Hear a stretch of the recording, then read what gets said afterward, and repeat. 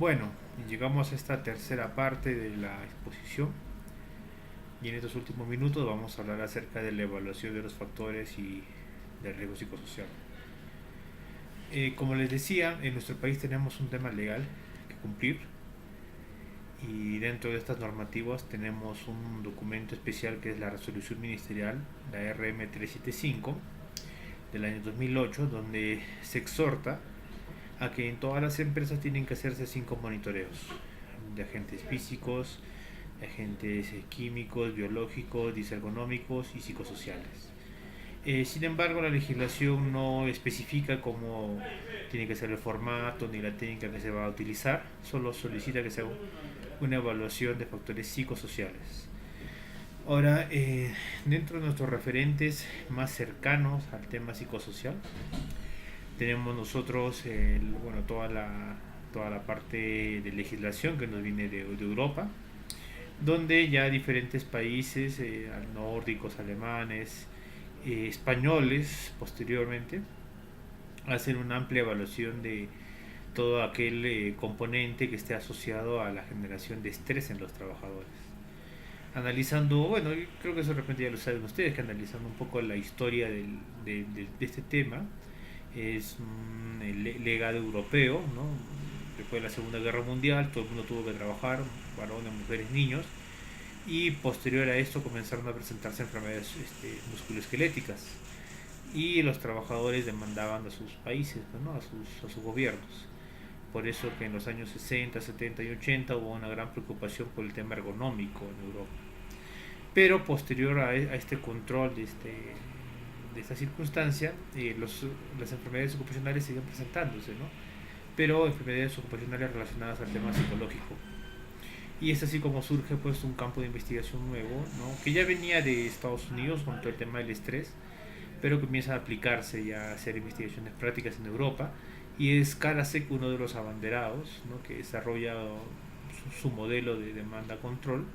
Seyfried desarrolla otro modelo más, el modelo esfuerzo-recompensa, pero posteriormente Karasek mismo se da cuenta de que el tema iba relacionado en tres líneas, ¿no? En la generación de demandas que si eran excesivas iban a repercutir un daño a los trabajadores, la generación o la poca autonomía del trabajador en su puesto de trabajo y el pésimo liderazgo y apoyo social.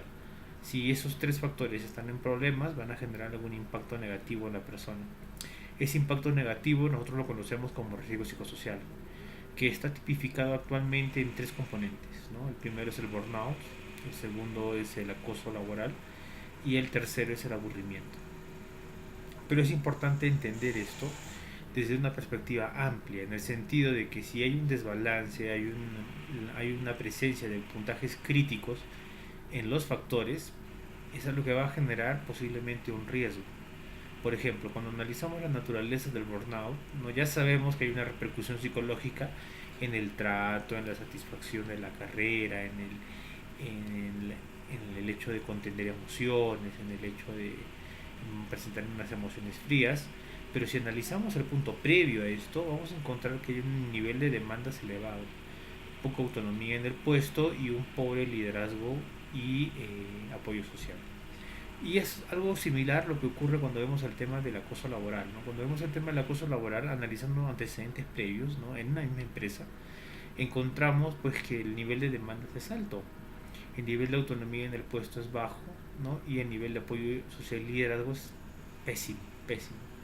Y eso va a generar pues que hay una cultura donde hay permisividad a la violencia, ¿no? Y esa permisividad va a traer consecuencias funestas en el desarrollo del trabajo ¿no? de las personas, de los trabajadores, porque siempre va a haber en el mundo, en un grupo laboral, siempre va a haber personas más vulnerables que otras, ¿no? Por la misma característica del empleo, por la misma característica del proceso de selección, vamos a tener gente con mayor predisposición, ¿no?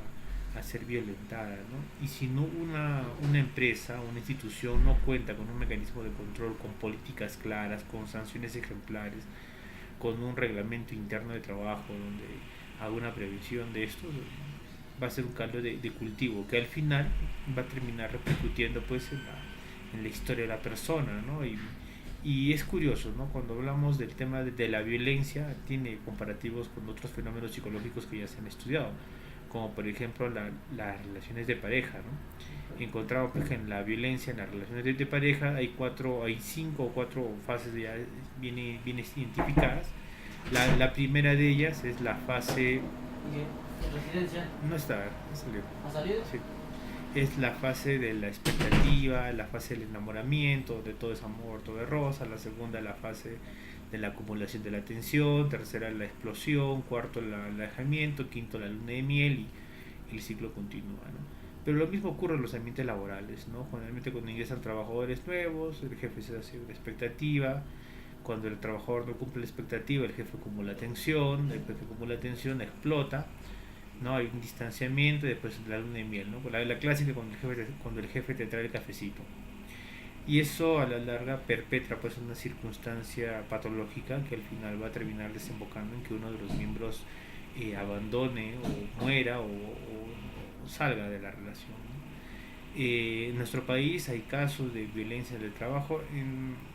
Lo que pasa es que también el tema de la violencia en el trabajo es algo arriesgado, arraigado en nuestra cultura, ¿no? Acá en Perú, cuando hablamos de estrés, y eso te lo va a confirmar cualquier persona que venga al Perú, el nivel de estrés en Perú es mucho mayor que en cualquier parte de Latinoamérica, ¿no?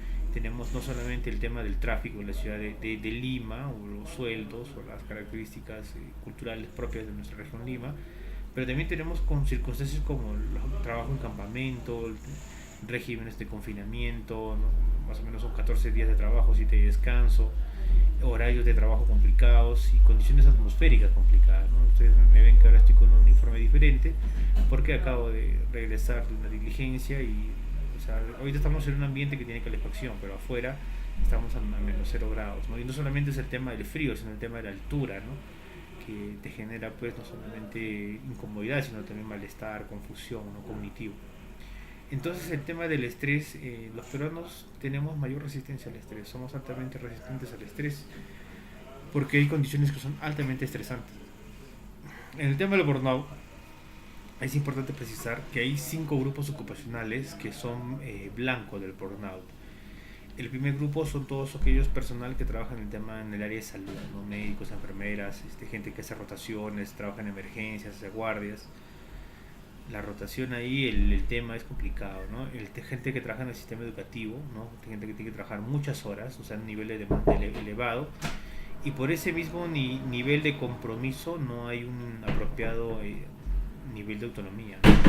Y el tema del liderazgo y el apoyo social, ¿no? Que es complicado siempre en una sociedad como la nuestra.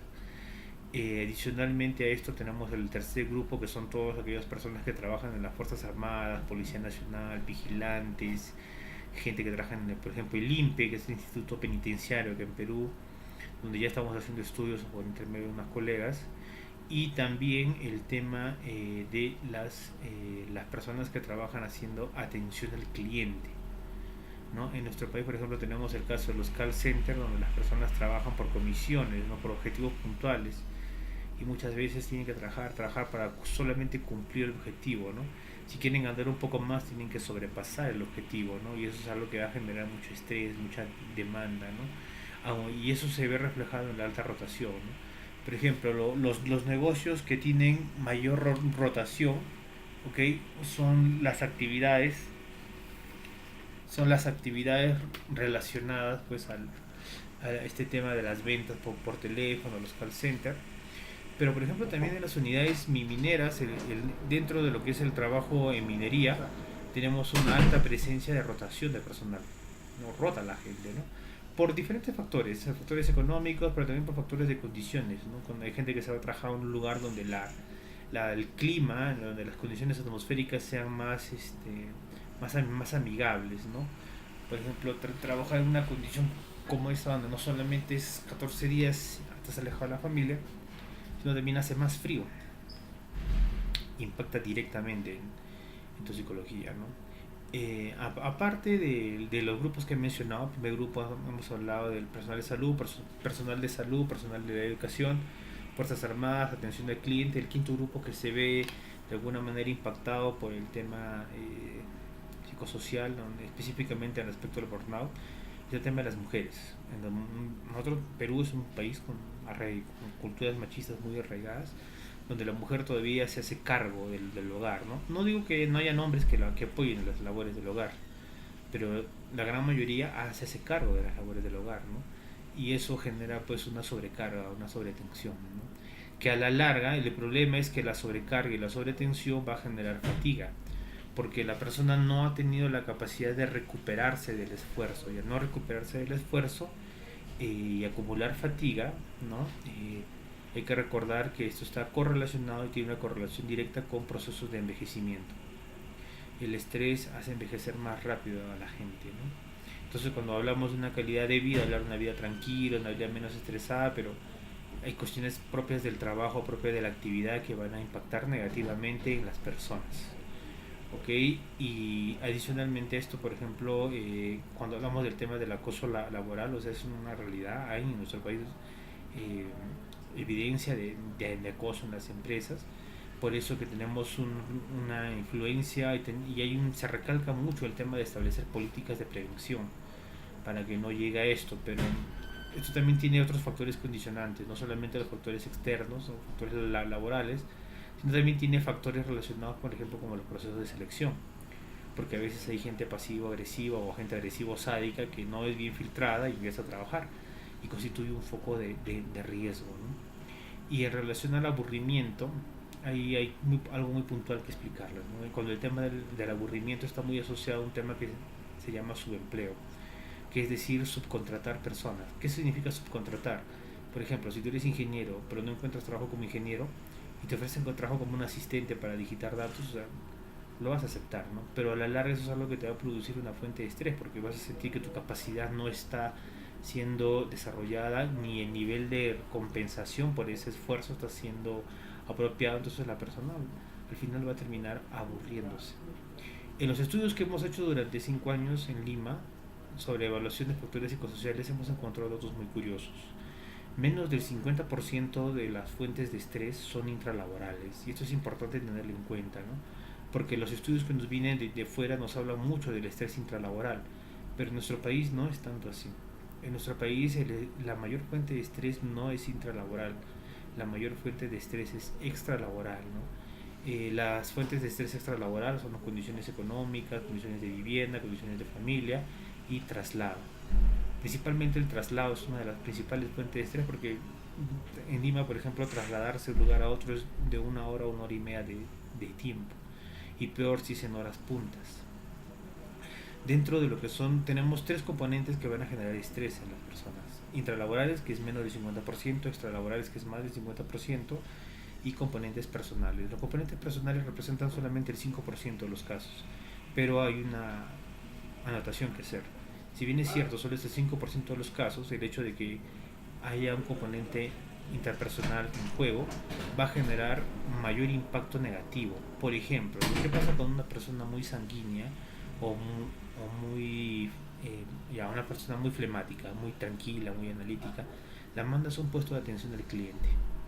Quizás 1 semana, 2 semanas, 1 mes, 2 meses resista la persona a un buen trabajo, pero conforme pasa el tiempo su capacidad de tolerancia va disminuyendo y el impacto psicológico que va a quedar en la persona, la secuela es mucho mayor que la del impacto intralaboral y del impacto extralaboral. Y esto lo hemos hecho analizando personas de empresas, de grandes corporaciones que pasaron su evaluación ocupacional una vez al año. Hemos hecho seguimientos por 4 años y hemos visto la ocurrencia del impacto negativo. Muy bien. Las pruebas que utilizamos son las mismas que ustedes conocen, las mismas que ustedes utilizan. Los parámetros son ajustados a las muestras, porque no es posible hacer un parámetro poblacional, porque no somos una población uniforme, somos una población diversa. Muy bien, esto sería todo. Espero que esta conversación les haya ayudado y espero verlos en otra oportunidad. Muchas gracias.